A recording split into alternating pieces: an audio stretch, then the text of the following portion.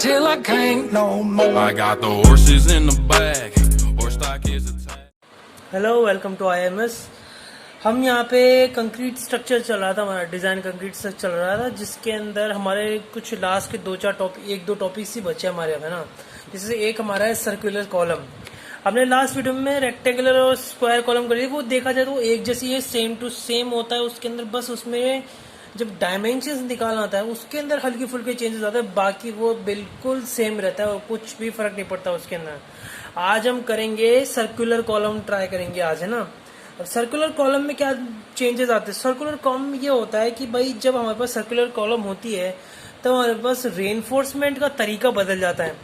कि भाई अपने पास जब अपने पास वो होगी, अपने पास सर्कुलर कॉलम होगी, और रेक्टेंगुलर कॉलम में ऐसा होता है कि भाई एक हॉरिजॉन्टल वो रेक्टेंगुलर टाइज लगते हैं, सर्कुलर कॉलम में सर्कुलर टाइज लगते हैं, हेलिकल टाइज बोलते हैं जिसे हम।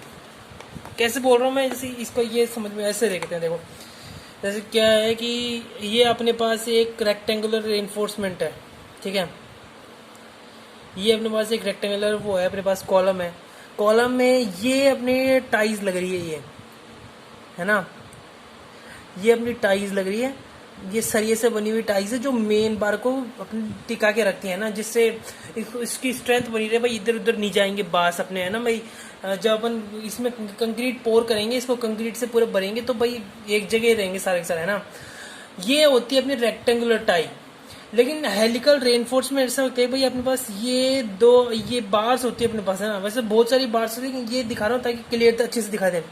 अपने पास ये सर्कुलर होती है ना, ये सर्कुलर होती है, ये सर्कुलर होती है कॉलम। इसमें चेंजेस क्या आते हैं कि भाई हमारे पास यहाँ पे ये जो टाई होती है ये रेक्टेंगुलर शेप में होती है, लेकिन इसके अंदर टाइज हेलिकल शेप में होती है, ऐसे जाती है, यूं होती है, मतलब यूं पूरी तरह राउंड करते करते करते नीचे जाती है, ऐसे, है ना। अब इन दोनों में फर्क क्या है? फर्क मैं बताऊं आपको। फर्क दोनों में एक ही फर्क आते हैं, एक क्या मतलब, फर्क तो बहुत होता है, लेकिन इन दोनों में जैसे कि कभी गेट के सामने या फिर ऐसे कोई MCQ पूछ रहे तो इनमें क्या होता है कि भाई इसके अंदर है ना ज्यादा स्ट्रेंथ होती है रेक्टेंगुलर के मुकाबले। जो सर्कुलर जो कॉलम होती है उसमें ज्यादा स्ट्रेंथ होती है रेक्टेंगुलर के मुकाबले, है ना। अब इसमें इजी तो यही पड़ता है क्योंकि भाई आपको रेक्टेंगुलर टाई है, बहुत सिंपल होगा, आपने अज्यूम कर लिया और अपने स्पेसिंग निकाली और रेक्टेंगुलर टाइप बन गया। लेकिन इसमें स्पेसिंग अलग होती है भाई, इसमें तो स्पेसिंग हो गई, ये स्पेसिंग निकलती है जो अपन लास्ट क्वेश्चन में कर ली थी, लेकिन इस पे स्पेसिंग चेंज होती है। इसमें स्पेसिंग होती है, इसको हम पिच कहते हैं। हर व्हीकल के अंदर जो स्पेसिंग होती है इसे हम पिच कहते हैं, और ये पिच कैसे निकालती है अभी हम देखेंगे, ठीक है। अब हमारे से न्यूमेरिकल कुछ ऐसे में design circular column to carry an axial load of 1000 kilometre, use M20 Fe415 grade of steel by LSM करना है अपने को यहाँ पर, ठीक है। सॉल्व इसको LSM करना है। हमारे पास M20 Fe415 है अपने पास, लोड अपने पास क्या है 1000 किलोमीटर अपने पास यहाँ पे, ठीक है। अब इससे अपने कैसे सॉल्व करेंगे भाई, पहले गिवन डाटा अपने पास यहाँ पे क्या दे रखा है, एक्सियल लोड देखा है अपने पास, FC क्या देगा, FI देखा, अपन एक्सियल लोड को फैक्टर लोड में चेंज कर दिया, ठीक है। सिंपल बात है, फैक्टर लोड में चेंज किया, ये फैक्टर लोड भी चेंज हो गया। अब ये फैक्टर, अब इसमें अपने को निकालना क्या है, अपने को ग्रॉस एरिया निकालना है, मैं डायमीटर ऑफ कॉलम निकालना है अपने को, ग्रॉस एरिया निकालना है अपने को एरिया ऑफ स्टील निकालना है अपने को, और अपने को यहाँ पे क्या बोलते हैं, एरिया ऑफ कंक्रीट निकालना है यहाँ पे अपने को, ठीक है। एरिया ऑफ स्टील और एरिया ऑफ कंक्रीट अपने को निकालना है यहाँ पे, ठीक है। तो अपने पास इसका मैंने बताया था भाई, पहले ही बताया था पहले वीडियो में, तो भाई अपने अगर सर्कुलर है तो अपने पास सर्कुलर का एरिया क्या होता है भाई, π/4 × d², सिंपल सी बात है। AST पूरे कॉलम में AST कितना परसेंट होता है पूरे कॉलम के एरिया में? 1% होता है, तो 0.01 AG टोटल ग्रोस एरिया का 1% स्टील होता है एक कॉलम के, है ना। और जो बाकी बचा होता है वो कंक्रीट होता है, तो 1% अगर ये है तो 99% जो होगा वो ये ग्रॉस एरिया का जो कंक्रीट होगा, ठीक है। तो 0.99% AG यहाँ पे कंक्रीट हो गई, वो तो कंक्रीट हो गई, ठीक है। ये अपने पास पहली कंडीशन आ गई यहाँ पे, कैसे निकालना है, ठीक है। नेक्स्ट है अपना लोड कैरिंग कैपेसिटी। अब लोड कैरिंग कैपेसिटी है, इसमें ये फॉर्मूला है अपने पास, ये अपने पास अपने को उसके अंदर दे रखा है, अपने को कोड के अंदर अपने को दे रखा है ये फॉर्मूला, ठीक है। ये रहा अपने पास फॉर्मूला अपने पास है पेज नंबर 71 पे है अपने पास, क्लॉज अपना 39.3 पे अपने पास ये फॉर्मूला है, short actually loaded column in compression, ठीक है। इसमें फॉर्मूला ये PU का फॉर्मूला अपने पास यहाँ पे है इसका, ठीक है, पेज नंबर 71, ठीक है। पेज अपना 71 है। यहाँ पे ये फॉर्मूला है, इसके अंदर अपने पास क्या क्या चीज है, अपने पास पीयू है, अपने पास फैक्टर लोड है, मतलब है ना, फैक्टर लोड है अपने पास 0.FC के अपने पास, और एफआई अपने पास, अब लोगों को एरिया ऑफ कंक्रीट और एरिया ऑफ स्टील निकालना है अपने को, है ना। और इसकी कंडीशन अपने लास्ट पेज में देख ली थी, इसकी कंडीशन क्या थी, ये देखो, ये इसकी कंडीशन थी, वही 0.01% AG का वो होता है, 0.99% AG का ये होता है, ठीक है। तो हमने क्या किया, हमने इसकी जगह वो रिप्लेस कर दिया, हमने वो सारा रिप्लेस कर दिया, हमने एजी की वैल्यू निकाली जो आई है 140.8 × 10⁻³ mm² प्लस यहाँ पे आई है। इससे अपन ने एजी निकाले, फिर एजी को इक्वल टू अपने रखे, एरिया के बराबर रखा, जिससे अपन ने डी निकाले, डी कितना अपने पास 480 अपना टोटल डेप्थ आ गई, अपन ने इफेक्टिव कवर लगा लोगे, है ना। अब यहाँ पे कर ली, इसके बाद इसेंट्रिसिटी चेक करनी। इसेंट्रिसिटी कैसे चेक करनी है कि भाई अपने जो ये निकाला है ये सही है कि नहीं है, ऐसे निकालेंगे। बस 0.05D का अपने पास इसका होता है, तो 0.05D करेंगे मल्टीप्लाई बाय 480 करेंगे, तो अपने पास क्या आ गया 24, जो 20 से बड़ा होना चाहिए। अगर 20 से बड़ा हुआ तो ये अपना है ओके है, तो अपना 20 से बड़ा है तो ओके, मतलब 480 अपना यहाँ पे ओके है, यहाँ पे डायमीटर ओके अपना कॉलम का। अब यहाँ से डायमीटर इसका निकल गया अपना, ठीक है। तो अपना डायमीटर निकला ना 480, इस 480 डायमीटर बेस के ऊपर अपना टोटल ग्रॉस एरिया निकालना है। तो अपन ने अब इसकी जगह अपन ने 480 रखा, अब इसका अपन ने ग्रॉस एरिया निकाला, तो अपने पास ग्रॉस एरिया कितना है 180.95 × 10⁻³ mm² अपने पास अभी ग्रॉस एरिया आ गया, ठीक है। अब यहाँ पे मतलब ये नया ग्रॉस एरिया आ गया, मतलब ये वैलिड ग्रॉस एरिया आ गया, पहले भी निकला था, ये दूसरा ग्रॉस एरिया अपन इसको मानेंगे अब से, ठीक है। अब इस ग्रॉस एरिया से अपन ने इसका 1% स्टील ले लिया, तो इसका 1% क्या हो गया अपने पास यहाँ पे 1809.55 mm² अपने पास इसका एरिया ऑफ स्टील हो गया। एरिया ऑफ कंक्रीट क्या हो 99% हो गया, तो 179,145.45 mm² अपने यहाँ पे एरिया ऑफ कंक्रीट हो गया, ठीक है।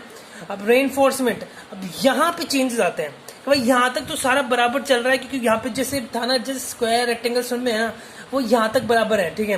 अगर आपको कुछ समझ में नहीं आया एग्जाम के अंदर, यहाँ पे करके भी छोड़ सकते हो, कोई बात नहीं है, आपके यहाँ पे भी आपको आधे से ज्यादा नंबर मिल जाएंगे, ठीक है। लास्ट आपका बनता है, आपका यहाँ पे एक लास्ट आपका स्टेप बनता है, वो स्टेप थोड़ा इंपॉर्टेंट होता है, क्योंकि ये रेनफोर्समेंट का अकेला ये चीज होती है मिस रेनफोर्समेंट, कि यही बताता है कि भाई आपकी जो आपको जो हेलिकल रेनफोर्स आपने लगाई है ना, वो आपने किससे mm की लगाई है और इसके बीच में क्या पिच डाली है, ठीक है। तो अपन ने सबसे पहले मेन रेनफोर्समेंट रहते हैं, तो अपन ने 18 mm की बार दे दी मेन रेनफोर्समेंट के अंदर दे दी है ना, तो 1809.55 अपने पास यहाँ पे 18 बार से कर दी टोटल, तो नंबर ऑफ बार अपनी करता है कि 8 बार आ गई अपने पास, ठीक है। अपने पास 8 बार आ गई, तो AST प्रोवाइडेड, अपने पास AST प्रोवाइडेड है।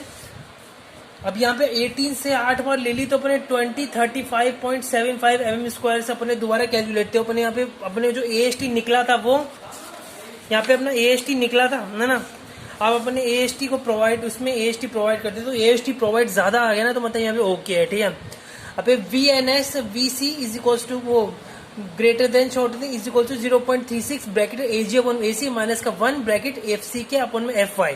अब ये क्या चीज है, ये होता है वॉल्यूम ऑफ, अपने पास यहाँ पे होता है देखना, वॉल्यूम ऑफ हेलिकल रेनफोर्समेंट अब divide by volume of concrete, है ना, इज इक्वल टू में ये FC के बनिए। अपने को यहाँ पे क्या निकालना होता है ना, अपने को यहाँ पे स्पेसिंग निकालनी होती है, ये फॉर्मूले से अपने की स्पेसिंग निकलती है। कैसे निकलती है अभी हम देखते हैं।